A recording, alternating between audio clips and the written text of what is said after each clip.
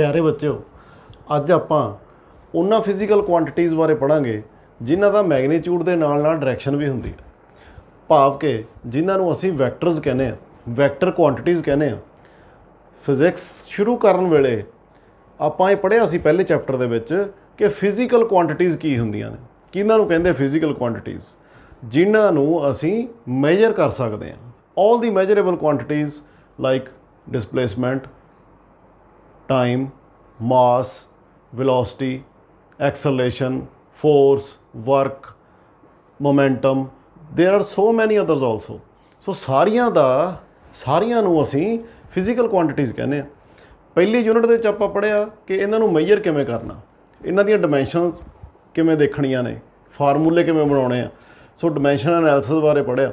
ਦੂਸਰੀ ਯੂਨਿਟ ਦੇ ਵਿੱਚ, ਦੂਸਰੇ ਚੈਪਟਰ ਦੇ ਵਿੱਚ ਆਪਾਂ ਇਹ ਪੜ੍ਹਿਆ ਸੀ ਕਿ ਜਦੋਂ ਮੋਸ਼ਨ ਕੋਈ ਬੋਡੀ ਕਰਦੀ ਆ ਇੱਕ ਡਾਇਮੈਂਸ਼ਨ ਦੇ ਵਿੱਚ, ਇੱਕ ਡਾਇਮੈਂਸ਼ਨ ਮਤਲਬ ਸਟ੍ਰੇਟ ਲਾਈਨ ਦੇ ਵਿੱਚ, ਭਾਵ ਜਾਂ ਇੱਧਰ ਨੂੰ ਜਾਂਦੀ ਆ ਜਾਂ ਇੱਧਰ ਨੂੰ ਜਾਂਦੀ ਆ। ਮਤਲਬ ਅਸੀਂ ਪੋਜ਼ੀਟਿਵ ਜਾਂ ਨੈਗੇਟਿਵ ਸਾਈਡ ਦੇਖ ਕੇ ਦੋਨਾਂ ਦੀ ਡਿਸਪਲੇਸਮੈਂਟ ਦੀ ਪੋਜੀਸ਼ਨ ਦੀ ਵੈਲਿਊ, ਵੈਲੋਸਿਟੀ ਦੀ ਵੈਲਿਊ ਉਹ ਅਸੀਂ ਕੈਲਕੂਲੇਟ ਕਰ ਸਕਦੇ ਹਾਂ।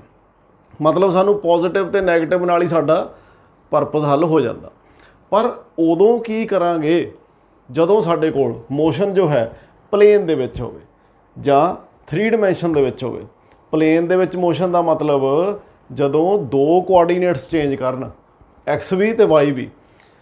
ਜਿਵੇਂ ਅਸੀਂ ਸੜਕ ਦੇ ਉੱਤੇ ਸਕੂਟਰ ਚਲਾਉਂਦੇ ਹਾਂ ਤਾਂ ਉੱਦਾਂ ਦੇ ਮੋਸ਼ਨਸ ਦੇ ਵਿੱਚ ਜਦੋਂ ਅਸੀਂ ਵੈਲੋਸਿਟੀ ਦੇਖਾਂਗੇ, ਡਿਸਪਲੇਸਮੈਂਟ ਦੇਖਾਂਗੇ, ਦੈਨ ਵੀ ਨੀਡ 2 ਕੋਆਰਡੀਨੇਟਸ। ਜੇਕਰ ਅਸੀਂ ਪਲੇਨ ਐਰੋਪਲੇਨ ਦੀ ਗੱਲ ਕਰੀਏ, ਐਰੋਪਲੇਨ ਜਾਂ ਕਿਸੇ ਨਿੱਕੇ ਜਿਹੇ ਇਨਸੈਕਟ ਦੇ ਮੋਸ਼ਨ ਦੀ ਗੱਲ ਕਰੀਏ ਜਿਹੜਾ ਲਾਈਟ ਦੇ ਆਲੇ ਦੁਆਲੇ ਗੇੜੇ ਕੱਢ ਰਿਹਾ, ਤਾਂ ਉਹ 3 ਡਾਇਮੈਂਸ਼ਨਲ ਮੋਸ਼ਨ ਹੋ ਜਾਏਗਾ। ਸੋ 3 ਡਾਇਮੈਂਸ਼ਨਲ ਮੋਸ਼ਨ ਜਾਂ 2 ਡਾਇਮੈਂਸ਼ਨਲ ਮੋਸ਼ਨ, ਇਹਨਾਂ ਨੂੰ ਡਿਸਕ੍ਰਾਈਬ ਕਰਨ ਦੇ ਲਈ ਮੈਥੇਮੈਟੀਕਲੀ ਸਾਨੂੰ ਅਜਿਹੀਆਂ ਕੁਆਂਟੀਟੀਜ਼ ਦੀ ਲੋੜ ਪੈਂਦੀ ਆ ਜਿੱਥੇ ਅਸੀਂ ਡਾਇਰੈਕਸ਼ਨ ਵੀ ਨਾਲ ਦੱਸਣੀ ਹੁੰਦੀ ਆ। And those quantities R called vector quantities. ਜਿਵੇਂ ਕਿ ਆਪਾਂ ਪਹਿਲਾਂ ਪੜ੍ਹਿਆ ਸੀ ਕਿ ਇੱਕ ਹੁੰਦਾ ਜੀ ਸਾਡੇ ਕੋਲੇ ਡਿਸਟੈਂਸ, ਇੱਕ ਹੁੰਦੀ ਆ ਸਾਡੇ ਕੋਲੇ ਡਿਸਪਲੇਸਮੈਂਟ। ਇਹ ਤੁਸੀਂ ਛੋਟੀਆਂ ਕਲਾਸਾਂ 'ਚ ਵੀ ਬੇਟੇ ਪੜ੍ਹਿਆ ਹੈ। ਡਿਸਟੈਂਸ ਅਤੇ ਡਿਸਪਲੇਸਮੈਂਟ ਦੇ ਵਿੱਚ ਫਰਕ ਇੰਨਾ ਹੀ ਆ ਵੀ distance is the total path length covered by a body, ਪਰ ਡਿਸਪਲੇਸਮੈਂਟ ਕੀ ਹੁੰਦਾ, shortest and straight line distance between 2 points। ਫਰਕ ਕੀ ਹੋ ਗਿਆ ਦੋਨਾਂ 'ਚ? ਡਿਸਪਲੇਸਮੈਂਟ ਦੀ ਸਾਡੇ ਕੋਲ ਡਾਇਰੈਕਸ਼ਨ ਆ ਅਤੇ ਡਿਸਟੈਂਸ ਦੀ ਸਾਡੇ ਕੋਲ ਡਾਇਰੈਕਸ਼ਨ ਨਹੀਂ ਹੈ। ਸੋ ਇੱਦਾਂ ਦੀਆਂ ਕੁਆਂਟੀਟੀਜ਼ ਨੂੰ ਡਿਨੋਟ ਕਰਨ ਦੇ ਲਈ ਵੀ ਨੀਡ ਵੈਕਟਰਸ। ਵੈਕਟਰ ਕੁਆਂਟੀਟੀਜ਼ ਕਿਹੜੀਆਂ ਨੇ? ਜਿਵੇਂ ਡਿਸਪਲੇਸਮੈਂਟ ਦੀ ਆਪਾਂ ਹੁਣੇ ਗੱਲ ਕੀਤੀ, ਇਹਦੇ ਵਿੱਚ ਸਾਨੂੰ ਨਾਲ ਡਾਇਰੈਕਸ਼ਨ ਵੀ, ਮੈਗਨੀਟਿਊਡ ਵੀ ਦੱਸਣਾ ਪੈਂਦਾ, ਨਾਲ ਦੀ ਨਾਲ ਡਾਇਰੈਕਸ਼ਨ ਵੀ ਦੱਸਣੀ ਪੈਂਦੀ ਆ ਵੀ ਕਿੱਧਰਲੇ ਪਾਸੇ ਨੂੰ ਬੋਡੀ ਆ, ਪੋਜੀਸ਼ਨ ਕਿੱਧਰਲੇ ਪਾਸੇ ਨੂੰ ਆ। ਇਸੇ ਤਰੀਕੇ ਨਾਲ ਸਪੀਡ ਦੇ ਵਿੱਚ ਕੋਈ ਡਾਇਰੈਕਸ਼ਨ ਨਹੀਂ, ਇਕੱਲਾ ਮੈਗਨੀਟਿਊਡ ਦੱਸਦੇ ਆ। ਮੈਗਨੀਟਿਊਡ ਦਾ ਮਤਲਬ ਆ ਮਾਤਰਾ ਇਕੱਲੀ, ਸਿਰਫ ਕੁਆਂਟਿਟੀ ਕਿੰਨੀ ਹੈ ਬਸ। ਸਪੀਡ ਦੇ ਉਲਟ ਸਾਡੇ ਕੋਲੇ ਵੈਲੋਸਿਟੀ, ਵੈਲੋਸਿਟੀ ਦੇ ਵਿੱਚ ਸਾਡੇ ਕੋਲੇ ਮਾਤਰਾ ਤਾਂ ਦੱਸਣੀ ਪਏਗੀ, ਮੈਗਨੀਟਿਊਡ ਤਾਂ ਦੱਸਣਾ ਹੀ ਪਏਗਾ, ਨਾਲ ਦੀ ਨਾਲ ਡਾਇਰੈਕਸ਼ਨ ਵੀ ਦੱਸਣੀ ਪਏਗੀ ਕਿ ਕਿੱਧਰ ਨੂੰ ਬੋਡੀ ਜਾਂਦੀ ਹੈ। ਸਪੋਜ਼ ਕਰੋ ਆਪਾਂ ਨੂੰ ਜਗਰਾਓਂ ਤੋਂ ਲੁਧਿਆਣੇ ਨੂੰ ਜਾ ਰਹੇ ਹਾਂ। ਜਗਰਾਓਂ ਤੋਂ ਲੁਧਿਆਣੇ ਨੂੰ ਜਾਣ ਲਈ ਜੇਕਰ ਅਸੀਂ 30 ਕਿਲੋਮੀਟਰ ਪਰ ਆਵਰ 'ਤੇ ਗਏ ਹਾਂ ਸਪੀਡ 'ਤੇ, ਤਾਂ 30 kilometre per hour is our speed. ਤਾਂ ਜੇ ਅਸੀਂ ਕਹਿ ਦਈਏ 30 kilometre per hour towards East, ਇੱਥੇ ਅਸੀਂ ਨਾਲ ਈਸਟ ਲਿਖ ਕੇ ਡਾਇਰੈਕਸ਼ਨ ਲਾਤੀ, ਤਾਂ ਇਹਦਾ ਮਤਲਬ ਇਹ ਵੈਕਟਰ ਕੁਆਂਟਿਟੀ ਹੋ ਗਈ। ਹੁਣ ਇਸੇ ਤਰੀਕੇ ਦੇ ਨਾਲ ਸਾਡੇ ਕੋਲੇ ਵੈਕਟਰ ਕੁਆਂਟਿਟੀ ਅਸੀਂ ਇਕੱਲਾ ਉਹਨਾਂ ਨੂੰ ਹੀ ਨਹੀਂ ਕਹਿੰਦੇ ਜਿਨ੍ਹਾਂ ਦੀ ਡਾਇਰੈਕਸ਼ਨ ਆ। ਇੱਕ ਦੋ ਗੱਲਾਂ ਹੋਰ ਵੀ ਨਾਲ ਇੰਪੋਰਟੈਂਟ ਨੇ ਜਿਹੜੀਆਂ ਕਿ ਆਪਾਂ ਹੁਣੇ ਡਿਸਕਸ ਕਰਾਂਗੇ। ਜਿਵੇਂ ਕਿ ਇਲੈਕਟ੍ਰਿਕ ਕਰੰਟ ਦੀ ਗੱਲ ਕਰ ਲਈਏ। ਇਲੈਕਟ੍ਰਿਕ ਕਰੰਟ ਦੀ ਡਾਇਰੈਕਸ਼ਨ ਹੁੰਦੀ ਹੈ, ਇਟ ਹੈਜ਼ ਏ ਡਾਇਰੈਕਸ਼ਨ। ਆਪਾਂ ਕਹਿੰਦੇ ਆ ਵੀ ਇੱਕ ਤਾਰ ਆ ਸਾਡੇ ਕੋਲੇ, ਅਤੇ ਆ ਮੰਨ ਲਓ ਤਾਰ ਆ ਤੇ ਤਾਰ ਨੂੰ ਅਸੀਂ ਬੈਟਰੀ ਦੇ ਨਾਲ ਸੈੱਲਾਂ ਦੇ ਨਾਲ ਅਟੈਚ ਕਰਤਾ ਤੇ ਅਸੀਂ ਕਹਾਂਗੇ ਕਿ ਪੋਜ਼ਿਟਿਵ ਤੋਂ ਨੈਗੇਟਿਵ ਵਾਲੇ ਇਸ ਪਾਸੇ ਨੂੰ ਇਹਦੀ ਕਰੰਟ ਫਲੋ ਕਰਦਾ ਜੀ। ਤੇ ਇਹਦੀ ਡਾਇਰੈਕਸ਼ਨ ਆ ਕੀ? ਕਰੰਟ ਵੈਕਟਰ ਕੁਆਂਟੀਟੀ ਹੋਈ? ਨਹੀਂ, ਕਰੰਟ ਸਿਰਫ ਡਾਇਰੈਕਸ਼ਨ ਹੋਣ ਦੇ ਨਾਲ ਵੈਕਟਰ ਕੁਆਂਟੀਟੀ ਨਹੀਂ ਬਣ ਜਾਂਦੀ। ਵੈਕਟਰ ਕੁਆਂਟੀਟੀ ਕਿਸੇ ਚੀਜ਼ ਨੂੰ ਤਾਂ ਕਿਹਾ ਜਾਂਦਾ ਜੇਕਰ ਉਹਦੇ ਕੋਲ ਡਾਇਰੈਕਸ਼ਨ ਤਾਂ ਹੋਵੇ ਹੀ, ਪਰ ਨਾਲ ਦੀ ਨਾਲ ਵੈਕਟਰ ਐਡੀਸ਼ਨ ਔਰ ਸਬਟਰੈਕਸ਼ਨ ਦੇ ਜੋ ਲਾਜ਼ ਨੇ, ਕਿਹੜੇ ਕਿਹੜੇ laws? Triangles law of vector addition, triangles law of vector addition, ਇਹ ਗੱਲ ਬਹੁਤ ਇੰਪੋਰਟੈਂਟ ਹੈ। ਔਰ parallelogram law of vector edition, ਇਹਨਾਂ ਦੋਨੇ ਲਾਜ਼ ਨੂੰ ਉਹ ਕੁਆਂਟਿਟੀ ਓਬੇ ਕਰਦੀ ਹੋਵੇ ਫਿਰ ਹੀ ਅਸੀਂ ਵੈਕਟਰ ਉਹਨਾਂ ਨੂੰ ਕਹਾਂਗੇ। ਸੋ ਇਲੈਕਟ੍ਰਿਕ ਕਰੰਟ ਦੀ ਜੋ ਇਹ ਗੱਲ ਆਪਾਂ ਕੀਤੀ ਆ, so it became very important as far as the examination point of view is concerned. ਆਮ ਤੌਰ ਤੇ 90% ਬੱਚੇ ਇਲੈਕਟ੍ਰਿਕ ਕਰੰਟ ਨੂੰ ਵੈਕਟਰ ਸਮਝਦੇ ਆ, ਪਰ ਇੱਥੇ ਇਲੈਕਟ੍ਰਿਕ ਕਰੰਟ ਸਾਡੇ ਕੋਲ ਕੀ ਆ ਜੀ? ਸਕੇਲਰ ਕੁਆਂਟਿਟੀ ਆ। ਕਿਉਂ? ਬਿਕੋਜ਼ ਜਦੋਂ ਅਸੀਂ ਕਰੰਟਸ ਨੂੰ ਐਡ ਅਪ ਕਰਦੇ ਆ ਜਾਂ ਸਬਟਰੈਕਟ ਕਰਦੇ ਆ, ਇਹ ਵੈਕਟਰ ਲਾਜ਼ ਨੂੰ ਫੋਲੋ ਨਹੀਂ ਕਰਦਾ, ਵੈਕਟਰ ਲਾਜ਼ ਨੂੰ ਓਬੇ ਨਹੀਂ ਕਰਦਾ। ਸੋ ਹੁਣ ਅਸੀਂ ਕੁਝ ਇੱਕ ਵੈਕਟਰਸ ਬਾਰੇ ਪੜ੍ਹਾਂਗੇ। ਸਭ ਤੋਂ ਪਹਿਲਾਂ ਅਸੀਂ ਇਹ ਦੇਖੀਏ ਕਿ ਵੈਕਟਰ ਕੁਆਂਟਿਟੀ ਨੂੰ ਲਿਖਣਾ ਕਿੱਦਾਂ। ਸਪੋਜ਼ ਕਰੀਏ ਸਾਡੇ ਕੋਲ ਕਿਸੇ ਬੋਡੀ ਦੀ ਸਪੀਡ 30 ਕਿਲੋਮੀਟਰ ਪਰ ਆਵਰ ਹੈ ਅਲੋਂਗ ਐਕਸ ਐਕਸਿਸ। ਸੋ ਐਕਸ ਐਕਸਿਸ ਵਾਲੇ ਪਾਸੇ ਨੂੰ 30 ਕਿਲੋਮੀਟਰ ਪਰ ਆਵਰ, ਤਾਂ ਸਾਨੂੰ ਪਤਾ ਕਿਉਂਕਿ ਇੱਥੇ ਡਾਇਰੈਕਸ਼ਨ ਸਾਡੀ ਸਪੈਸੀਫਾਈ ਹੋ ਗਈ, then it is not speed, it is velocity. So velocity ਨੂੰ ਲਿਖਣ ਦਾ ਤਰੀਕਾ ਕੀ ਹੋਏਗਾ? ਸੋ ਵੈਲੋਸਿਟੀ ਦਾ ਸਿੰਬਲ ਆ ਸਾਡੇ ਕੋਲੇ ਵੀ। ਹੁਣ ਜਿਹੜਾ ਸਿੰਬਲ ਆ ਇਹਨੂੰ ਅਸੀਂ ਸਪੈਸ਼ਲੀ ਇਹਦੇ ਉੱਤੇ ਇੱਕ ਐਰੋ ਪਾਵਾਂਗੇ। So this letter will represent a vector quantity. ਲਿਖਾਂਗੇ ਕਿੱਦਾਂ? Equal to 30 kilometre per hour, ਤਾਂ ਇਹਦਾ ਮੈਗਨੀਚਿਊਡ ਆ ਗਿਆ, ਇਹਦੀ ਮਾਤਰਾ ਆ ਗਈ ਵੀ ਕਿੰਨੀ, ਮੈਗਨੀਚਿਊਡ ਕਿੰਨਾ, ਇਹਨੂੰ ਐਬਸੋਲੂਟ ਵੈਲਿਊ ਵੀ ਕਹਿ ਦਿੰਦੇ ਆ ਮੈਗਨੀਚਿਊਡ ਨੂੰ। ਐਕਸ ਐਕਸਿਸ ਦੀ ਡਾਇਰੈਕਸ਼ਨ, ਐਕਸ ਐਕਸਿਸ ਦੀ ਜੋ ਡਾਇਰੈਕਸ਼ਨ ਹੈ ਇਸ ਨੂੰ ਅਸੀਂ ਵੈਕਟੋਰੀਅਲੀ ਆਈ ਕੈਪ ਦੇ ਨਾਲ ਡਿਨੋਟ ਕਰਦੇ ਹਾਂ। ਜੇਕਰ ਆਈ ਪਾ ਕੇ ਯੂਨਿਟ ਵੈਕਟਰ ਪਾ ਦਈਏ, ਹੁਣੇ ਅੱਗੇ ਜਾ ਕੇ ਪੜ੍ਹਾਂਗੇ, ਤਾਂ ਆਈ cap tells the direction of the velocity. ਸੋ ਕਿਸੇ ਵੀ ਵੈਕਟਰ ਕੁਆਂਟਿਟੀ ਨੂੰ ਲਿਖਦੇ ਆ ਤਾਂ ਉਹਦੇ ਵਿੱਚ it includes magnitude as well as direction. So ਦੋਨੇ ਚੀਜ਼ਾਂ ਨੂੰ ਲਿਖਣ ਲਈ ਸਾਨੂੰ ਅਸੀਂ ਕੀ ਰਿਪਰੈਜ਼ੈਂਟ ਕਰਦੇ ਆ? ਜਿਹੜਾ ਵੀ ਉਹ ਕੁਆਂਟਿਟੀ ਦਾ ਸਿੰਬਲ ਹੋਵੇ ਉਹਦੇ ਉੱਪਰ ਇੱਕ ਐਰੋ ਦਾ ਨਿਸ਼ਾਨ ਪਾ ਦਿੰਦੇ ਆ। ਸਪੋਜ਼ ਕਰੀਏ ਅਸੀਂ ਫੋਰਸ ਦੀ ਗੱਲ ਕਰੀਏ, ਕਿਸੇ ਬੋਡੀ ਤੇ, ਆਹ ਵਾਲੀ ਕੋਈ ਬੋਡੀ ਆ, ਇਹਨੂੰ ਕੋਈ ਕੁਲੀ ਆਪਦੇ ਸਿਰ ਦੇ ਉੱਤੇ ਚੱਕੀ ਖੜਾ ਜੀ। ਆ ਕੋਈ ਬੰਦਾ ਇਹ ਆਪਣੇ ਸਿਰ ਦੇ ਉੱਤੇ ਚੱਕੀ ਖੜਾ ਇਸ ਡੱਬੇ ਨੂੰ, ਫੋਰਸ ਕਿੱਧਰ ਨੂੰ ਲਾਉਂਦਾ ਜੀ? ਉੱਪਰਲੇ ਪਾਸੇ ਨੂੰ ਫੋਰਸ ਲਾਉਂਦਾ, ਕਿਉਂਕਿ ਹੱਥਾਂ ਦੇ ਨਾਲ ਦੋਨੇ ਪਾਸਿਓਂ ਫੋਰਸ ਇਹਦੇ ਉੱਤੇ ਉੱਪਰ ਨੂੰ ਲੱਗਦੀ ਹੈ। ਡਾਇਰੈਕਸ਼ਨ ਹੋ ਗਈ। ਸਪੋਜ਼ ਅਸੀਂ ਇਹ ਵੀ ਕਰ ਲਈਏ ਵੀ ਫੋਰਸ ਦੀ ਵੈਲਿਊ 10 ਨਿਊਟਨ ਆ, ਤਾਂ ਇਹਨੂੰ ਲਿਖਾਂਗੇ ਕਿਵੇਂ? So F will be written as, ਕਿਉਂਕਿ ਉੱਪਰਲੀ ਡਾਇਰੈਕਸ਼ਨ ਆ ਜਿਹੜੀ ਇਹ ਵਾਈ ਡਾਇਰੈਕਸ਼ਨ ਆ, ਵਾਈ ਐਕਸਿਸ ਵਾਲੀ ਡਾਇਰੈਕਸ਼ਨ ਆ, ਸੋ ਇਹਨੂੰ ਲਿਖਾਂਗੇ ਅਸੀਂ 10 ਨਿਊਟਨ ਜੇ ਕੈਪ। ਜੇ ਕੈਪ ਆ ਜਿਹੜਾ ਇਹ ਡਾਇਰੈਕਸ਼ਨ ਦੱਸਦਾ, ਕਿਉਂਕਿ ਜੇ cap is the unit vector along Y axis. So ਇਸੇ ਤਰ੍ਹਾਂ ਅਸੀਂ ਕੁਆਂਟੀਟੀਜ਼ ਨੂੰ ਰਿਪਰੈਜ਼ੈਂਟ ਕਰਨ ਦੇ ਲਈ ਇੱਕ ਐਰੋ ਯੂਜ਼ ਕਰਦੇ ਹਾਂ। ਓਕੇ, ਹੁਣ ਅਸੀਂ ਅੱਗੇ ਆਉਂਦੇ ਹਾਂ ਬਈ ਵੈਕਟਰਸ ਦੀਆਂ ਟਾਈਪਸ ਕਿੱਦਾਂ ਦੀਆਂ ਨੇ, ਕਿਹੜੇ, ਜਿਵੇਂ ਆ ਤਾਂ ਆਪਾਂ ਫੋਰਸ ਵੈਕਟਰ ਦੀ ਗੱਲ ਕਰ ਲਈ, ਵੈਲੋਸਿਟੀ ਵੈਕਟਰ ਦੀ ਗੱਲ ਕਰ ਲਈ। ਸੋ ਇਸ ਤਰ੍ਹਾਂ ਕਿਸੇ ਕੁਆਂਟਿਟੀ ਨੂੰ ਮੈਥੇਮੈਟੀਕਲੀ ਜਾਂ ਗ੍ਰਾਫਿਕਲੀ ਵੈਕਟਰਸ ਨੂੰ ਰਿਪਰੈਜ਼ੈਂਟ ਕਰਨਾ ਹੋਵੇ ਤਾਂ ਇਹੀ ਐਗਜ਼ਾਮਪਲ ਦੁਬਾਰੇ ਲਈਏ। 30 ਕਿਲੋਮੀਟਰ ਪਰ ਆਵਰ ਦੀ ਵੈਲੋਸਿਟੀ ਜੋ ਕਿ ਐਕਸ ਐਕਸਿਸ ਵਾਲੇ ਪਾਸੇ ਸੀ, ਇਹਨੂੰ ਅਸੀਂ ਆਈ ਕੈਪ ਲਿਖਿਆ ਸੀ, ਐਂਡ ਫੋਰਸ ਜੋ ਹੈ 10 ਨਿਊਟਨ ਦੀ ਜੇ ਕੈਪ ਵਾਲੇ ਪਾਸੇ ਸੀ। ਇਹਨਾਂ ਨੂੰ ਲਿਖਣ ਦੇ ਲਈ ਜੇਕਰ 30 ਕਿਲੋਮੀਟਰ ਦੀ ਆ ਤਾਂ ਇਹਨੂੰ ਅਸੀਂ ਇੱਕ graphically representation is by an arrow. So ਆ ਜੋ ਐਰੋ ਹੈ ਇਹਦੇ ਉੱਤੇ ਲਿਖ ਦਾਂਗੇ v equal to 30 kilometre per hour. ਇੱਧਰਲੇ ਪਾਸੇ ਨੂੰ ਲਿਖਿਆ ਐਕਸ ਐਕਸਿਸ ਵਾਲੇ ਪਾਸੇ। So this arrow represents the velocity. ਤੇ ਖਾਸ ਗੱਲ ਧਿਆਨ ਰੱਖਣੀ ਹੈ ਵੀ ਐਰੋ ਦਾ ਜੋ ਸਾਈਜ਼ ਹੈ, ਸਾਈਜ਼ ਐਂਡ ਡਾਇਰੈਕਸ਼ਨ, ਐਰੋ ਦਾ size will represent your 30 kilometre magnitude of the velocity.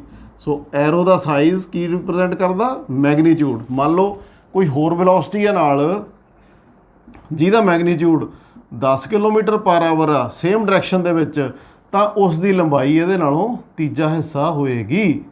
So this vector will represent 10 kilometre per hour along X Axis. So vector the length ਜੋ ਹੈ, ਸਾਈਜ਼ ਹੈ, ਸੋ length ਜਾਂ size ਇਹ represent ਕਰਦਾ ਮੈਗਨੀਚਿਊਡ ਨੂੰ, ਤੇ vector ਦੀ direction represent ਕਰਦੀ ਆ ਡਾਇਰੈਕਸ਼ਨ ਨੂੰ, ਕਿੱਧਰਲੇ ਪਾਸੇ ਨੂੰ।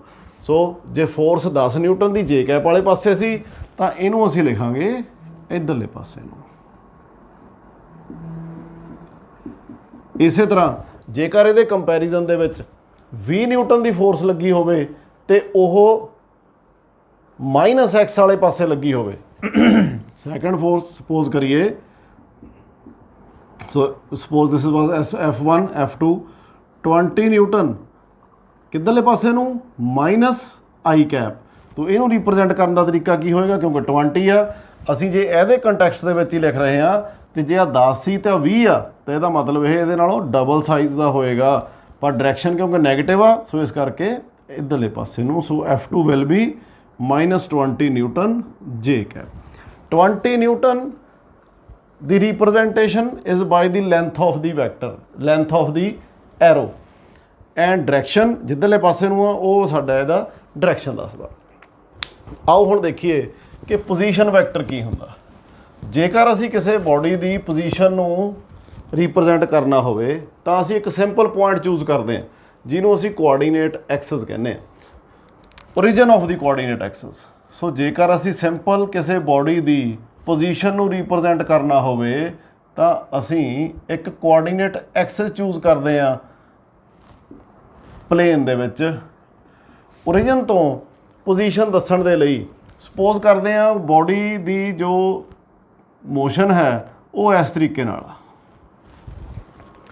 ਤੋ ਕਿਸੇ ਟਾਈਮ ਦੇ ਉੱਤੇ ਬੋਡੀ P1 ਪੁਆਇੰਟ ਤੇ ਸੀ। P1 ਪੁਆਇੰਟ ਦੀ position as compare to the origin ਦੱਸਣ ਲਈ ਅਸੀਂ ਇੱਕ ਐਰੋ ਬਣਾਉਂਦੇ ਹਾਂ which is directed from O to P1। ਤੇ O to P1 ਜਿਹੜਾ ਵੈਕਟਰ ਬਣ ਗਿਆ ਸਾਡਾ, vector OP1 is the position vector of body at first point ਤੇ ਜੀ। ਹੁਣ ਲੈਂਥ ਆਫ ਦਿਸ ਵੈਕਟਰ, ਜਿਹੜਾ ਲੈਂਥ ਆਫ ਦਿਸ ਵੈਕਟਰ ਆ ਉਹ ਕਿੰਨਾ ਹੈ? ਸਪੋਜ਼ ਕਰ ਲਓ ਇਹਨੂੰ ਅਸੀਂ R1 ਵੈਕਟਰ ਮੰਨ ਲੈਂਦੇ ਆ। Then OP vector 1 will be can be written as R1 vector. So R1 is the position vector of the body which is lying at P1। ਹੁਣ ਸਪੋਜ਼ ਕਰਦੇ ਆ ਕੁਛ ਟਾਈਮ ਬਾਅਦ ਇਹ ਬੋਡੀ P2 ਤੇ ਚਲੀ ਜਾਂਦੀ ਆ, P2 ਪੁਆਇੰਟ ਤੇ ਚਲੀ ਜਾਂਦੀ ਆ, ਤਾਂ ਇਹਦਾ ਪੋਜੀਸ਼ਨ ਵੈਕਟਰ ਕੀ ਹੋਏਗਾ? ਇਹਦਾ ਪੋਜੀਸ਼ਨ ਵੈਕਟਰ ਹੋਏਗਾ OP2 ਵੈਕਟਰ, ਜਿਸ ਦੀ ਲੈਂਥ ਹੋਏਗੀ R2। ਅਸੀਂ ਮੰਨ ਲੈਣਾ ਬਸ OP2 ਕੀ ਹੋਏਗੀ? Position vector of body at second position. So ਜਿਹਦੀ ਵੈਲਿਊ ਕਿੰਨੀ ਆ ਜੀ? R2 vector. ਹੁਣ ਜੇ ਅਸੀਂ ਕਹੀਏ ਕਿ ਵਟ will be the displacement of the body, body P1 ਤੋਂ ਲੈ ਕੇ P2 ਤੱਕ ਗਈ ਤਾਂ P1 ਤੋਂ ਲੈ ਕੇ P2 ਤੱਕ ਦਾ ਇੱਕ ਵੈਕਟਰ ਹੋਏਗਾ ਜਿਸ ਨੂੰ ਅਸੀਂ ਕਹਿ ਦਈਏ ਵੈਕਟਰ P1 P2। ਇਹਨੂੰ ਕਹਾਂਗੇ ਡਿਸਪਲੇਸਮੈਂਟ ਵੈਕਟਰ।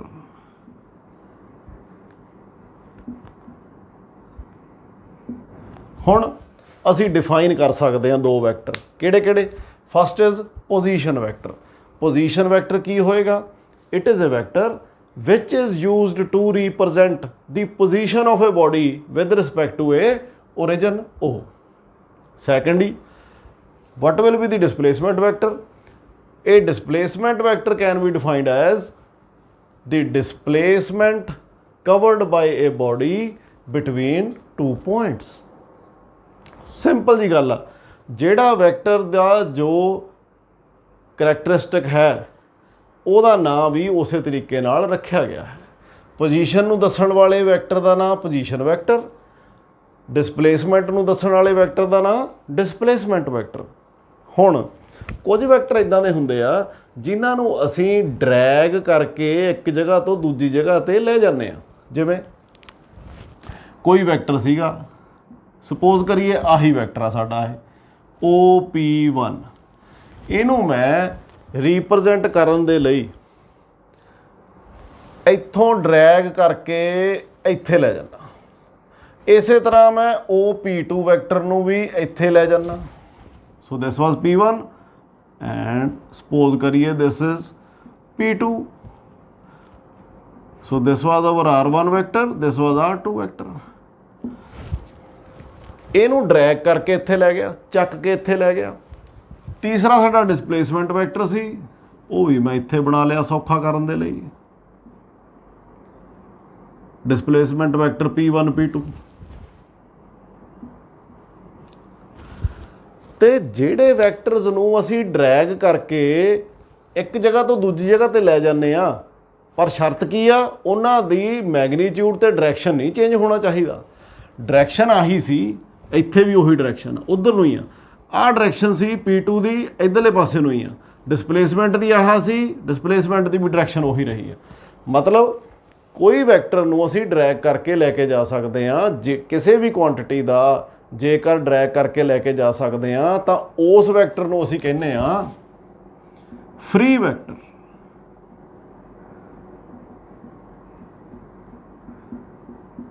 ਪਰ ਕੁਝ ਵੈਕਟਰ ਇਦਾਂ ਦੇ ਹੁੰਦੇ ਆ ਜਿਨ੍ਹਾਂ ਨੂੰ ਅਸੀਂ ਡਰੈਗ ਕਰਕੇ ਨਹੀਂ ਲਿਜਾ ਸਕਦੇ, ਖਾਸ ਜਗ੍ਹਾ ਤੇ ਹੀ ਐਕਟ ਕਰਦੇ ਨੇ। ਜਿਵੇਂ ਆਪਾਂ ਇੱਥੇ ਗੱਲ ਕੀਤੀ ਸੀ, ਕੁਲੀ ਨੇ ਇੱਕ ਡੱਬਾ ਚੱਕਿਆ ਹੋਇਆ, ਉੱਪਰਲੇ ਪਾਸੇ ਨੂੰ ਫੋਰਸ ਲੱਗੀ ਹੋਈ ਆ, ਫੋਰਸ ਇੱਥੇ ਹੀ ਲੱਗੀ ਆ, ਤੁਸੀਂ ਇਹਨੂੰ ਚੱਕ ਕੇ ਇੱਧਰ ਨਹੀਂ ਲੈ ਕੇ ਜਾ ਸਕਦੇ। ਲੋਕਲਾਈਜ਼ਡ ਵੈਕਟਰਸ।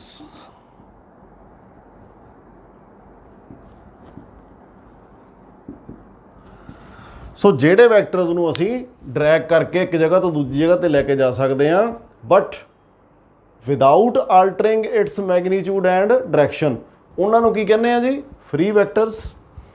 ਬਟ ਜਿਹੜੇ ਵੈਕਟਰਸ ਨੂੰ ਅਸੀਂ ਮੂਵ ਨਹੀਂ ਕਰ ਸਕਦੇ, ਡਰੈਗ ਨਹੀਂ ਕਰਕੇ ਲੈ ਕੇ ਜਾ ਸਕਦੇ, ਦਿਓਜ਼ R called ਲੋਕਲਾਈਜ਼ਡ vectors. Equal vectors. ਜੇਕਰ ਮੇਰੇ ਕੋਲ ਇੱਕ ਵੈਕਟਰ ਇੱਧਰ ਨੂੰ, ਇਹਦਾ ਨਾਮ ਹੈ OA, so this is OA vector. ਇੱਕ ਵੈਕਟਰ ਆ ਮੇਰੇ ਕੋਲ ਸੈਕਿੰਡ OB ਵੈਕਟਰ। ਕੀ ਤੁਹਾਨੂੰ ਦੇਖਣ ਦੇ ਵਿੱਚ ਇਹਦੇ ਕੋਈ ਫਰਕ ਲੱਗਦਾ? ਦੋਨਾਂ ਦਾ ਮੈਗਨੀਟਿਊਡ ਤੇ direction both are same, therefore these will be called equal vectors। ਹੁਣ ਜੇ ਇਕੁਅਲ ਹੈਗੇ ਆ ਤਾਂ ਕਈ ਅਨਇਕੁਅਲ ਵੀ ਹੋਣਗੇ, ਜਿਨ੍ਹਾਂ ਦਾ ਮੈਗਨੀਟਿਊਡ ਤੇ ਡਾਇਰੈਕਸ਼ਨ ਨਾ ਰਲਦਾ ਹੋਵੇ, ਉਹਨਾਂ ਨੂੰ ਅਸੀਂ ਕੀ ਕਹਾਂਗੇ? ਅਨਇਕੁਅਲ ਵੈਕਟਰਸ। ਇਸੇ ਤਰ੍ਹਾਂ ਕੋਲੀਨੀਅਰ ਵੈਕਟਰਸ ਵੀ ਹੁੰਦੇ ਆ। ਕੋਲੀਨੀਅਰ ਵੈਕਟਰਸ ਕਿਹੜੇ ਹੋਣਗੇ?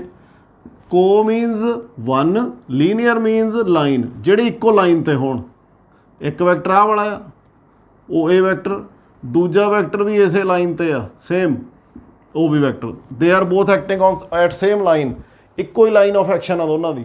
ਤਾਂ ਇਦਾਂ ਦੇ ਵੈਕਟਰ ਨੂੰ ਅਸੀਂ ਕੋਲੀਨੀਅਰ ਵੈਕਟਰਸ ਕਹਿ ਸਕਦੇ ਹਾਂ। ਇਸ ਕੇਸ ਦੇ ਵਿੱਚ ਕਿਸੇ ਇੱਕ ਦੀ ਡਾਇਰੈਕਸ਼ਨ ਦਾ ਫਰਕ ਹੋਵੇ ਤਾਂ ਅਸੀਂ ਉਹਨਾਂ ਨੂੰ ਇਕੁਅਲ ਨਹੀਂ ਕਹਿ ਸਕਦੇ। ਡਾਇਰੈਕਸ਼ਨ ਵੀ ਬਰਾਬਰ ਹੋਣੀ ਚਾਹੀਦੀ ਆ, ਮੈਗਨੀਟਿਊਡ ਵੀ ਬਰਾਬਰ ਹੋਣਾ ਚਾਹੀਦਾ। ਪਰ ਕੋਲੀਨੀਅਰ ਵੈਕਟਰ ਦੇ ਵਿੱਚ ਬਰਾਬਰ ਦੀ ਕੋਈ ਗੱਲ ਨਹੀਂ, ਡਾਇਰੈਕਸ਼ਨ ਸੇਮ ਹੋਣੀ ਚਾਹੀਦੀ ਹੈ। ਮੈਗਨੀਟਿਊਡ ਬਰਾਬਰ ਹੋਵੇ ਨਾ ਹੋਵੇ, ਪਰ ਡਾਇਰੈਕਸ਼ਨ ਇੱਕੋ ਹੀ ਆ, ਇੱਕੋ ਹੀ ਲਾਈਨ ਤੇ ਆ, ਤਾਂ ਉਹਨੂੰ ਅਸੀਂ ਕਹਾਂਗੇ ਕੋਲੀਨੀਅਰ ਵੈਕਟਰਸ। ਹੁਣ ਜੇਕਰ ਕਿਸੇ ਵੈਕਟਰ ਨੂੰ ਕਿਸੇ ਨੰਬਰ ਦੇ ਨਾਲ ਮਲਟੀਪਲਾਈ ਕਰੀਏ ਤਾਂ ਕੀ ਹੋਏਗਾ? ਸਪੋਜ਼ ਕਰੀਏ ਸਾਡੇ ਕੋਲ ਇੱਕ ਵੈਕਟਰ ਕੁਆਂਟਿਟੀ ਆ A, ਇਹਨੂੰ ਅਸੀਂ ਕਿਸੇ ਨੰਬਰ ਲੈਮਡਾ ਨਾਲ ਗੁਣਾ ਕਰ ਦਈਏ, ਲੈਮਡਾ ਇਜ਼ ਅ ਨੰਬਰ, ਤਾਂ ਸਾਡੇ ਕੋਲ ਕੀ ਆਏਗਾ? Lambda Times vector A। ਤਾਂ ਇਹਦਾ ਮੈਗਨੀਚਿਊਡ ਜੋ ਹੈ ਇਹ ਬਰਾਬਰ ਹੋਏਗਾ ਲੈਮਡਾ ਇਨਟੂ ਵੈਕਟਰ A ਦੀ ਮੈਗਨੀਚਿਊਡ। ਹੁਣ ਜ਼ਰੂਰੀ ਨਹੀਂ ਕਿ ਲੈਮਡਾ ਜੋ ਹੈ ਇਹ ਪੋਜ਼ਿਟਿਵ ਹੋਵੇ, ਇਟ ਕੁਡ ਬੀ ਇੰਟੀਜਰ। ਜੇਕਰ ਇਹ ਇੰਟੀਜਰ ਹੋਏਗਾ ਤਾਂ ਹੋ ਸਕਦਾ ਇਹਦੀ ਵੈਲਿਊ ਨੈਗੇਟਿਵ ਹੋਵੇ, ਤੇ ਜੇਕਰ ਇਹ ਨੈਗੇਟਿਵ ਹੁੰਦੀ ਹੈ ਵੈਲਿਊ ਤਾਂ ਸਾਡੇ ਕੋਲੇ ਇੱਕ ਨੈਗੇਟਿਵ ਵੈਕਟਰ ਬਣ ਜਾਵੇਗਾ। मतलब ग्राफिकली समझिए, जेकर पहला केस आ सपोज करिए साढ़े कोल जो वैक्टर ए है it represents a velocity of 10 meter per second I cap x direction च। यह वैक्टर नूं असी मल्टीप्लाई कर दिंने आ 3 दे नाल, सो वी गॉट 3a किवें रिप्रजेंट करांगे, इहदे नालों 3 गुणा मैगनीट्यूड ज़्यादा। So this will be our 30 meter per second I cap multiply हो गया इदा जिमें आ सी। पर जेकर नैगेटिव वैक्टर आ सपोज करिए इसे वैक्टर नूं असी मल्टीप्लाई करते हैं विद -2 तो यही वैक्टर साढ़े कोले ऐसे जगह तो इनू ही रैफरेंस मन के इत्थे मैं आ गया इधरले पासे नूं डबल लेंथ पर नाल दी नाल डायरैक्शन चेंज हो गई। So -20 metre per second I cap, क्योंकि नैगेटिव साइन लग गया। Negative sign just shows the direction opposite to that of the original vector. So इस तरीके दे नाल किसी नंबर नूं असी किसी भी वैक्टर दे नाल मल्टीप्लाई कर सकते हैं। इत्थे एक गल होर मॉडर्न नोट करने वाली है, जेकर जिहड़े नंबर दे नाल असी मल्टीप्लाई कर रहे हैं सपोज करिए साढ़े कोल आही वेलोसिटी सी। सो ये वेलोसिटी वैक्टर सीगा साढ़े कोले जी 10 meter per second I cap दा वेलोसिटी। इनू मैं मल्टीप्लाई करदा हाँ with time equal to 3 seconds, तो मेरे को रिजल्ट की आएगा? रिजल्ट आएगा लंबाई कितनी हो जाएगी 3 गुणा, क्योंकि 3 नाल मल्टीप्लाई किया तो बन की गया 30 मीटर पर सैकेंड। तो साड़ी वेलोसिटी सीगी नाल आया सैकेंड भी गुणा होगी, so it will be 30 meter. हुण आ साडे कोले ना वेलोसिटी रही ना टाइम रहा, it will B displacement, because velocity vector नूं असी टाइम दे नाल गुणा करता। टाइम भावें साडा स्केलर आ पर इहदियां डिमेंशनस ने, so dimensions of velocity is multiplied by dimensions of time. तो we have a changed quantity which is displacement. हुण साडे कोल 30 मीटर डिसप्लेसमेंट वैक्टर बन गया। आ वैक्टर सी साडे कोले वेलोसिटी वैक्टर। सो इस तरह किसी स्केलर दे नाल जदों असीं किसी वैक्टर नूं मल्टीप्लाई करते हैं तो कई बार उहदियां डिमेंशनस चेंज हो जांदियां, तो it gives us a new quantity also. Okay, हुण जेकर असीं आईए मल्टीप्लिकेशन विद 0, सपोज करो इसे वेलोसिटी वैक्टर नूं 0 दे नाल गुणा किया जाता, तो 0 साडा एक अजिहा नंबर आ जिन्हों असीं किसी भी वैल्यू ना वड्डी तो वड्डी ना गुणा कर दईए, किसी भी चीज़ ना गुणा कर दईए उन्होंने 0 ही कर दिंदी आ। सो आह वाला वैक्टर जदों 0 नाल गुणा होएगा तो it will be a 0 vector, जां इहनूं कह दिंदे आ null vector. So a vector which has 0 magnitude is called a 0 vector or null vector। So ध्यान रखियो 0 vector भी साडे कोले हुंदा है। की खासियत है दी? It has 0 magnitude। ओके, हुण इस तो बाद असीं आउणे आ 2 वैक्टर्स दे एडिशन दे उत्ते। सपोज करिए एक वैक्टर सी साडे कोले A, असीं इहनूं प्लस करता ਇਹਦੇ ਹੀ ਨੈਗੇਟਿਵ ਵੈਕਟਰ ਦੇ ਨਾਲ। ਨੈਗੇਟਿਵ ਵੈਕਟਰ ਦਾ ਮਤਲਬ ਜਿਹਦਾ ਮੈਗਨੀਟਿਊਡ ਤਾਂ ਇੰਨਾ ਹੀ ਹੋਵੇ ਪਰ ਡਾਇਰੈਕਸ਼ਨ ਰਿਵਰਸ ਹੋਵੇ, ਮੀਨਸ -a ਦੇ ਨਾਲ ਇਹਨੂੰ ਅਸੀਂ ਜੋੜਤਾ, ਕੀ ਬਣੂਗਾ ਜੀ a प्लस -a, ਦੋਨਾਂ ਦਾ ਮੈਗਨੀਟਿਊਡ ਸਾਡੇ ਕੋਲ ਸੇਮ ਆ ਤੇ ਡਾਇਰੈਕਸ਼ਨ ਆਪੋਜ਼ਿਟ ਆ, ਇਹ ਵੀ ਸਾਨੂੰ 0 ਵੈਕਟਰ ਹੀ ਦੇਗਾ। When a vector is added with its negative vector keeping the magnitude same, then it results in a zero vector or null vector। तो ਇਹ ਅਫੈਕਟ ਵੈਕਟਰ ਦਾ ਨਲੀਫਾਈ ਹੋ ਜਾਂਦਾ, ਨਲ ਹੋ ਜਾਂਦਾ। ਹੁਣ ਅਸੀਂ ਆਉਂਦੇ ਆ ਵੈਕਟਰਸ ਦੀ ਐਡੀਸ਼ਨ ਦੇ ਉੱਤੇ। ਕਿਵੇਂ ਦੋ ਵੈਕਟਰਸ ਨੂੰ ਐਡ ਕੀਤਾ ਜਾਂਦਾ, ਸਬਟਰੈਕਟ ਕੀਤਾ ਜਾਂਦਾ ਗ੍ਰਾਫਿਕਲੀ। ਜੇਕਰ ਮੈਥੇਮੈਟਿਕਲੀ ਦੀ ਗੱਲ ਕਰੀਏ ਤਾਂ A ਵੈਕਟਰ ਤੇ B ਵੈਕਟਰ ਸਾਡੇ ਕੋਲੇ ਦੋ ਹੋਣ, ਇਹਨਾਂ ਨੂੰ ਪਲੱਸ ਕਰਨਾ ਹੋਵੇ, ਐਡ ਕਰਨਾ ਹੋਵੇ ਤਾਂ ਵਿਚਾਲੇ ਪਲੱਸ ਸਾਈਨ ਨਹੀਂ ਪਾਉਣਾ, ਤੇ ਬਰਾਬਰ ਜਿਹੜੀ ਚੀਜ਼ ਆਊਗੀ ਉਹਨੂੰ ਅਸੀਂ ਕਹਿ ਦਿੰਦੇ ਹਾਂ ਜੀ resultant. This thing is called resultant. ਪਰ ਜਿੰਨਾ ਕਿ ਸਿੰਪਲ ਲੱਗਦਾ ਇੱਥੇ ਓਨਾ ਹੀ ਸਿੰਪਲ ਹੈ ਨਹੀਂ, ਕਿਉਂਕਿ ਇਹਨੂੰ ਵੈਕਟਰ ਦੇ ਲੌਜ਼ ਗਵਰਨ ਕਰਦੇ ਨੇ। ਵੈਕਟਰ ਲੌਜ਼ ਆਫ ਐਡੀਸ਼ਨ ਗਵਰਨ ਕਰਦਾ। ਕਿਵੇਂ ਅਸੀਂ ਕਰ ਸਕਦੇ ਹਾਂ? ਸਪੋਜ਼ ਕਰੋ ਇੱਥੇ ਹੁਣ ਅਸੀਂ ਡਾਇਰੈਕਸ਼ਨ ਤਾਂ ਇਨਕਲੂਡ ਹੀ ਨਹੀਂ ਕੀਤੀ। ਸਪੋਜ਼ ਕਰ ਲਈਏ ਜੀ ਸਾਡੇ ਕੋਲੇ ਜੋ ਵੈਕਟਰ A ਹੈ ਉਹ ਸਾਡਾ ਆ ਵੈਕਟਰ ਆ, ਜਿਹੜਾ ਸਾਡਾ ਵੈਕਟਰ B ਹੈ ਸਪੋਜ਼ ਕਰ ਲੈਂਦੇ ਆ ਉਹ ਸਾਡੇ ਕੋਲੇ ਆ ਵੈਕਟਰ। ਸੋ ਦੋ ਸਾਡੇ ਕੋਲੇ ਵੈਕਟਰ ਨੇ, ਇੱਕ ਦੀ ਡਾਇਰੈਕਸ਼ਨ ਇੱਧਰ ਨੂੰ ਆ, ਮੈਗਨੀਟਿਊਡ ਐਡਾ, ਤੇ ਦੂਜੇ ਵੈਕਟਰ ਦੀ ਡਾਇਰੈਕਸ਼ਨ ਇੱਧਰ ਨੂੰ ਆ। It may be velocity vectors, it may be force vectors, it may be displacement vectors, momentum vectors ਔਰ ਐਨੀ ਅਦਰ ਵੈਕਟਰ ਕੁਆਂਟਿਟੀ। ਕਿਸੇ ਵੀ vector quantity, vector physical quantity ਨੂੰ ਰੀਪ੍ਰਜੈਂਟ ਕਰਦੇ ਸਾਡੇ ਕੋਲੇ ਦੋ ਵੈਕਟਰ ਨੇ ਜਿਨ੍ਹਾਂ ਦੇ ਮੈਗਨੀਟਿਊਡ ਡਿਫਰੈਂਟ ਨੇ, ਡਾਇਰੈਕਸ਼ਨਸ ਡਿਫਰੈਂਟ ਨੇ। ਓਕੇ, ਇਹਨਾਂ ਨੂੰ ਅਸੀਂ ਕਿਵੇਂ ਐਡ ਕਰ ਸਕਦੇ ਹਾਂ? ਇਹ ਵੈਕਟਰ ਨੂੰ ਮੈਂ ਡਰੈਗ ਕਰਕੇ ਇੱਥੇ ਲੈ ਆਉਣਾ। ਸਪੋਜ਼ ਮੈਂ ਇਹ ਕੀਤਾ because these are free vectors। B vector ਨੂੰ ਮੈਂ ਡਰੈਗ ਕਰਕੇ ਇੱਥੇ ਲੈ ਕੇ ਆਉਣਾ ਤਾਂ ਕਿ B ਵੈਕਟਰ ਦੀ ਟੇਲ, ਵੈਕਟਰ ਦਾ ਐਰੋ ਦਾ ਹੈਡ ਆ ਜੀ, ਪਿਛਲੇ ਪਾਸੇ ਟੇਲ ਆ। B vector the tail A ਦੇ ਹੈਡ ਤੇ ਆ ਜੇ, ਇਹਨੂੰ ਕਹਿੰਦੇ ਆ ਅਸੀਂ head and tail method. Head and tail method.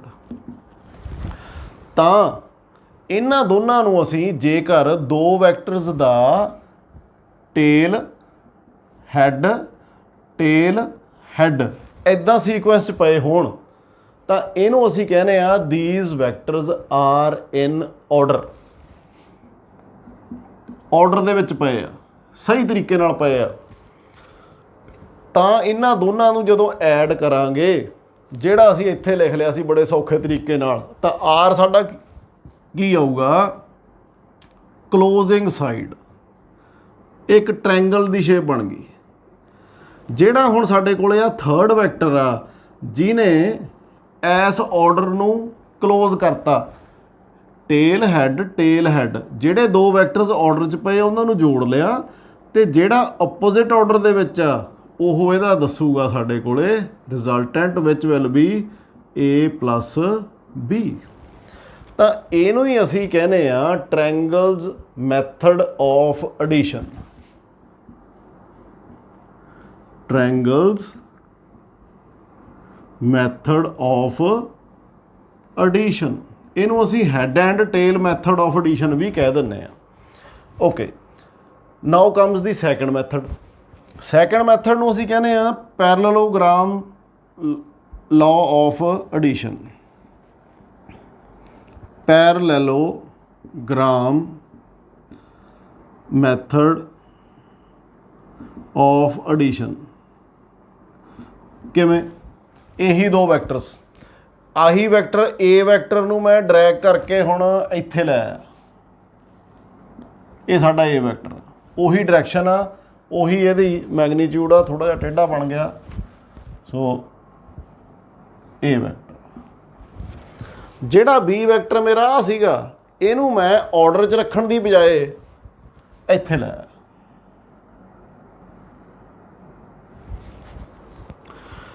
ਹੁਣ ਇਹਨਾਂ ਦੋਨਾਂ ਦੇ ਨਾਲ ਇੱਕ ਪੈਰਲਲੋਗ੍ਰਾਮ, ਜਿਹਨੂੰ ਪੰਜਾਬੀ ਤੁਸੀਂ ਸਮਾਂਤਰ ਚਤੁਰਭੁਜ ਕਹਿੰਦੇ ਹੋ, ਉਹ ਬਣਾ ਲਈ।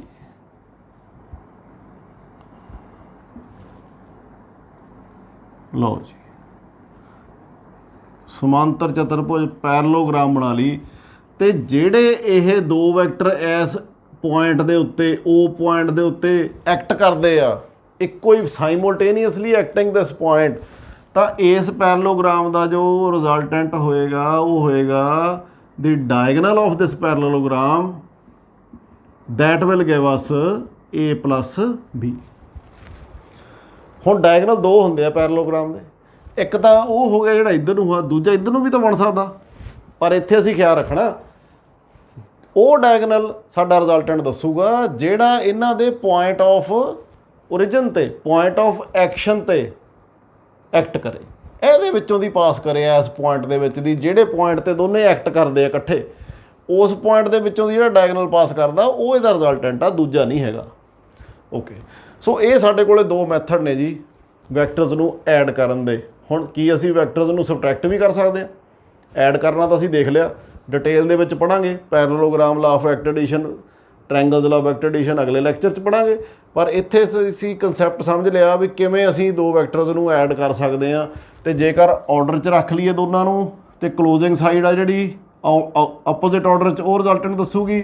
ਜੇਕਰ ਅਸੀਂ ਇਹਨਾਂ ਨੂੰ ਇੱਕੋ ਪੁਆਇੰਟ 'ਤੇ ਐਕਟ ਕਰਦਾ ਲੈ ਲਈਏ ਤਾਂ ਸਾਡੇ ਕੋਲ ਡਾਇਗਨਲ ਇਹਦਾ ਰਿਜ਼ਲਟੈਂਟ ਦੱਸੂਗਾ ਜਿਹੜਾ ਉਸੇ ਪੁਆਇੰਟ ਦੇ ਵਿੱਚੋਂ ਦੀ ਪਾਸ ਕਰਦਾ।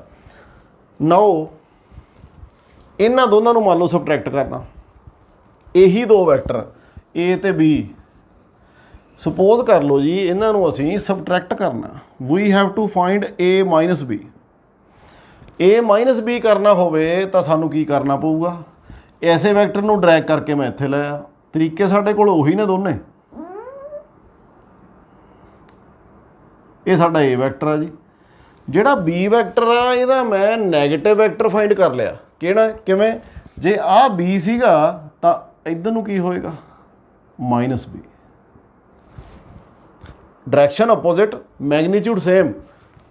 ਮਾਈਨਸ B ਮੈਂ ਇੱਥੇ ਡਰੈਗ ਕਰਕੇ ਲੈ ਆਇਆ, so this vector becomes minus B vector. ਤੋ ਜੇ ਤਾਂ ਇੱਥੇ ਰੱਖਦਾ ਫਿਰ ਤਾਂ ਮੈਂ ਇਹਨੂੰ ਪੈਰਲੋਗ੍ਰਾਮ ਲਾ ਕੇ ਆਹ ਜਿਹੜਾ ਰਿਜ਼ਲਟੈਂਟ ਆ ਇਹ ਮੈਨੂੰ ਦੱਸ ਦੂਗਾ A ਮਾਈਨਸ B, ਜਾਂ ਮੈਂ ਇਹਨੂੰ ਟ੍ਰਾਇੰਗਲ ਨਾਲ ਵੀ ਕਰ ਸਕਦਾ। A ਵੈਕਟਰ ਮੇਰਾ ਇੱਥੇ ਸੀ ਅਤੇ ਮਾਈਨਸ B ਵੈਕਟਰ ਮੇਰਾ ਇੱਥੇ ਲਾਉਣ ਦੀ ਜਗ੍ਹਾ 'ਤੇ ਇਹ ਮੈਂ ਇੱਧਰਲੇ ਪਾਸੇ ਲਾ ਲੈਣਾ ਜੀ। So this is my negative vector. ਹੁਣ ਆਹ ਦੋਨੇ ਆਰਡਰ 'ਚ ਹੋ ਗਏ। Closing side of the triangle will give me A minus B। So ਇੱਦਾਂ ਅਸੀਂ ਦੋ ਵੈਕਟਰਸ ਨੂੰ ਐਡ ਜਾਂ ਸਬਟਰੈਕਟ ਕਰ ਸਕਦੇ ਹਾਂ। ਤੋ ਹੁਣ ਅਸੀਂ ਆਉਂਦੇ ਹਾਂ ਵੀ ਕੀ A ਪਲੱਸ B ਕਰ ਲਈਏ ਅਤੇ ਉਹ ਬਰਾਬਰ B ਪਲੱਸ A ਦੇ ਹੁੰਦਾ? ਕਰਕੇ ਦੇਖ ਲਓ। A ਸਾਡਾ ਆਹੀ ਸੀਗਾ, B ਸਾਡਾ ਆਹ, ਅਸੀਂ A ਪਲੱਸ B ਕੀਤਾ ਸੀ ਇੱਥੇ। ਦੇਖੋ ਤਾਂ ਧਿਆਨ ਨਾਲ, ਆਹ ਅਤੇ ਆਹ ਚੀਜ਼ ਆਹ ਆਪਾਂ ਪੈਰਲੋਗ੍ਰਾਮ ਲਾ ਨਾਲ ਕੀਤਾ ਸੀ, ਆਹ ਟ੍ਰਾਇੰਗਲ ਲਾ ਨਾਲ ਕੀਤਾ ਸੀ। ਇਹਦਾ ਹੋਇਆ ਸਾਡਾ A ਪਲੱਸ B, ਅਤੇ B ਨੂੰ ਮੂਹਰੇ ਰੱਖ ਲਈਏ। B ਨੂੰ ਮੂਹਰੇ ਰੱਖ ਕੇ ਦੇਖੀਏ, ਸੋ ਨੈਗੇਟਿਵ ਵਾਲੇ ਮੈਂ ਅਰੇਜ਼ ਕਰ ਦਿੰਦਾ। B ਨੂੰ ਪਹਿਲਾਂ ਰੱਖ ਲਈਏ ਜੀ, ਲਓ ਜੀ। So B vector, A vector ਨੂੰ ਮੈਂ ਹੁਣ ਇੱਧਰ ਲੈ ਆਉਣਾ ਆਰਡਰ 'ਚ। So this is my A vector. Resultant ਕੌਣ ਦੱਸੂਗਾ? Closing side. So this is same that of, ਆ ਵੀ ਇੱਧਰ ਨੂੰ ਹੀ ਆ, ਆ ਵੀ ਇੱਧਰ ਨੂੰ ਹੀ ਆ, ਮੈਗਨੀਚਿਊਡ ਵੀ ਉਨਾ ਹੀ ਆ। ਸੋ ਇਹਦਾ ਮਤਲਬ ਜਿਹੜੀ ਵੈਕਟਰ ਐਡੀਸ਼ਨ ਆ ਇਹ ਸਾਡੀ ਕਮੂਟੇਟਿਵ ਲਾ ਨੂੰ ਫੋਲੋ ਕਰਦੀ ਆ। ਹੁਣ ਇਹ ਵੀ ਦੇਖੀਏ ਕਿ A plus B plus C ਬਰਾਬਰ ਆਉਂਦਾ A plus B plus C ਦੇ। ਤਿੰਨ ਵੈਕਟਰਾਂ ਨੂੰ ਐਡ ਕਰ ਸਕਦੇ ਹਾਂ। ਜੇ ਤਿੰਨ ਵੈਕਟਰਸ ਨੂੰ ਐਡ ਕਰਨਾ ਹੋਵੇ ਫਿਰ ਕੀ ਕਰਾਂਗੇ? ਇੱਥੇ ਤਾਂ ਅਸੀਂ ਦੋ ਸਿੱਖੇ ਆ ਹਜੇ। ਸੋ ਜੇ ਤਿੰਨ ਵੈਕਟਰਸ ਨੂੰ ਐਡ ਕਰਨਾ ਹੋਵੇ ਤਾਂ ਫਿਰ ਸਾਡੇ ਕੋਲੇ ਕੀ ਰਿਜ਼ਲਟ ਆਉਂਦਾ ਹੈ? ਸਿੰਪਲ ਆ, ਦੇਖੋ ਧਿਆਨ ਨਾਲ, ਸਾਰਾ ਕੁਝ ਸਮਝ ਹੀ ਜਾਓਗੇ ਤਾਂ ਬੜਾ ਸਿੰਪਲ ਆ। ਜਿਹੜੀ ਚੀਜ਼ ਨਾ ਸਮਝ ਲੱਗੀ ਉਹ ਪਹਾੜ ਬਣ ਜਾਣੀ ਆ। ਕਿਵੇਂ? ਤਿੰਨ ਵੈਕਟਰ ਮੰਨ ਲਓ, ਇੱਕ A, ਦੂਜਾ B, ਤੀਜਾ C। ਤਿੰਨਾਂ ਨੂੰ ਐਡ ਕਰਨ ਲੱਗੇ ਆ ਜੀ। ਸੋ A ਵੈਕਟਰ ਨੂੰ ਡਰੈਗ ਕੀਤਾ, ਆ ਗਿਆ ਜੀ A ਵੈਕਟਰ। ਪਹਿਲਾਂ ਅਸੀਂ B ਪਲੱਸ C ਨੂੰ ਜੋੜੀਏ, A ਨੂੰ ਫਿਰ ਜੋੜਦੇ ਹਾਂ। ਪਹਿਲਾਂ B ਪਲੱਸ C ਨੂੰ ਜੋੜਦੇ ਹਾਂ। ਚਲੋ A ਆ ਗਿਆ ਜੀ, B ਸਾਡਾ ਇੱਧਰ ਨੂੰ, C ਇੱਧਰ ਨੂੰ। ਪਹਿਲਾਂ B ਤੇ C ਨੂੰ ਜੋੜੀਏ। B ਤੇ C ਨੂੰ ਜੋੜਨ ਦੇ ਲਈ ਇਹਨੂੰ ਭੁੱਲ ਜਾਓ ਤੇ ਆਹ ਦੋਨੇ ਆਰਡਰ 'ਚ ਨੇ, ਇੱਥੇ ਟ੍ਰਾਇੰਗਲ ਬਣ ਗਈ। ਸੋ ਆਹ ਸਾਡਾ ਬਣ ਗਿਆ B + C। ਹੁਣ ਸਾਡੇ ਕੋਲ B + C ਵੈਕਟਰ ਆਹ ਤੇ A ਵੈਕਟਰ ਸਾਡੇ ਕੋਲ ਆਹ, ਇਹ ਦੋਨੇ ਆਰਡਰ 'ਚ ਨੇ। ਤੇ ਤੀਜਾ ਸਾਡੇ ਕੋਲੇ ਆਊਟ ਆਫ ਦੀ ਆਰਡਰ ਆ ਬਣ ਗਿਆ, ਦਿਸ will be A + B + C। ਹੁਣ ਅਸੀਂ ਇਦਾਂ ਕਰ ਲਈਏ, A + B ਨੂੰ ਪਹਿਲਾਂ ਜੋੜ ਲਈਏ ਫਿਰ C ਜੋੜ ਲਈਏ। ਸੋ A ਸਾਡਾ ਆਹੀ ਸੀਗਾ, B C ਤਿੰਨੇ ਅਸੀਂ ਬਣਾ ਲਏ। ਪਹਿਲਾਂ A + B ਜੋੜ ਲਈਏ, A + B ਜੋੜਿਆ, C ਨੂੰ ਭੁੱਲ ਜਾਓ। ਆਹ ਸਾਡਾ ਰਿਜ਼ਲਟ ਆ ਗਿਆ A + B ਆਪੋਜ਼ਿਟ ਆਰਡਰ 'ਚ। ਹੁਣ A + B ਤੇ C ਇਹਨਾਂ ਦਾ ਰਿਜ਼ਲਟ ਕੀ ਹੋਊਗਾ ਇੱਥੇ? So this will be A + B + C। So ਇੱਥੋਂ ਸਾਨੂੰ ਕੀ ਪਤਾ ਲੱਗਦਾ ਦੇਖੋ। ਸੋ ਇਹਨੂੰ ਕਹਿੰਦੇ ਆ ਅਸੀਂ ਐਸੋਸੀਏਟਿਵ ਲਾ। ਸੋ ਇਹਦਾ ਮਤਲਬ ਵੈਕਟਰ ਐਡੀਸ਼ਨ ਜਿਹੜੀ ਆ ਉਹ ਸਾਡੀ ਕਮਿਊਟੇਟਿਵ ਵੀ ਆ, ਐਸੋਸੀਏਟਿਵ ਵੀ ਆ। ਮੈਨੂੰ ਉਮੀਦ ਆ ਵੀ ਅੱਜ ਵਾਲਾ ਜੋ ਆਪਾਂ ਮੋਸ਼ਨ ਇਹਨੇ ਪਲੇਨ ਵਾਲਾ ਚੈਪਟਰ ਸ਼ੁਰੂ ਕੀਤਾ